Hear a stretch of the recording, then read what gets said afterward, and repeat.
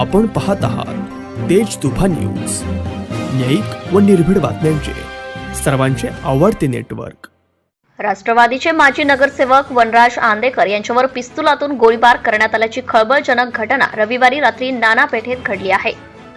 राष्ट्रवादीचे माजी नगरसेवक वनराज आंदेकर यांच्यावर पिस्तुलातून गोळीबार व त्यानंतर कोयताने वार करण्यात आल्याची खळबळजनक घटना रविवारी रात्री नाना पेठेत घडली आहे। पूर्व वैमनस्यामधून सदर गोळीबार व कोयत्याने हल्ला करण्यात आला असल्याची माहिती पोलिसांनी दिली आहे। आंदेकर यांच्यावर गोळीबार करणाऱ्या हल्लेखोरांचा पोलिसांकडून शोध घेण्यात येत आहे। गणेशोत्सवाच्या पूर्व आगमन तोंडावर माजी नगरसेवकावर गोळीबार करण्यात आल्याने मध्यभागात घबराट उडाली आहे।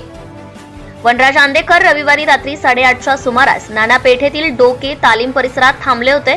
त्यावेळी त्यांच्यावर हल्लेखोरांनी पिस्तुलातून 5 ते 6 गोळ्या झाडल्या व कोयत्याने वार करण्यात आले। गोळीबार झाल्याची माहिती मिळाल्यानंतर परिसरात घबराट उडाली आहे। गोळीबाराच्या घटनेपूर्वी डोके तालीम परिसरातील वीज पुरवठा खंडित झाला होता।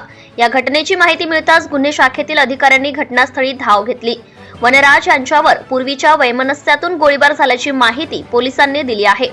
गोळीबारामागचे कारण अद्याप समजू शकले नाही। टोळी वर्चस्वाच्या वादातून गोळीबार करण्यात आल्याची माहिती पोलिसांनी दिली आहे। नाना पेठेत आंदेकर टोळीचा दबदबा आहे। सदर गोळीबार व हल्ला यामध्ये माजी नगरसेवक वनराज आंदेकर हे रुग्णालयात उपचार सुरू असताना मृत पावले आहेत। पोलीस आरोपींचा शोध घेत आहे। तेज तुफान न्यूज साठी मुख्य संपादक आयुब शेख, भवानी पेठ, Pune.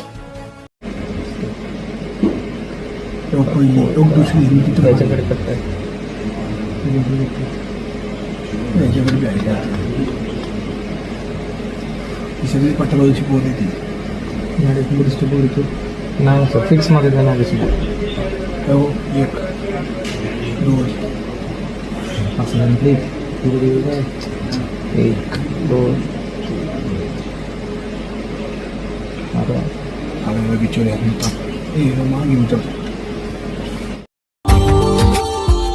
Subscribe now and press the bell icon. Never miss an update.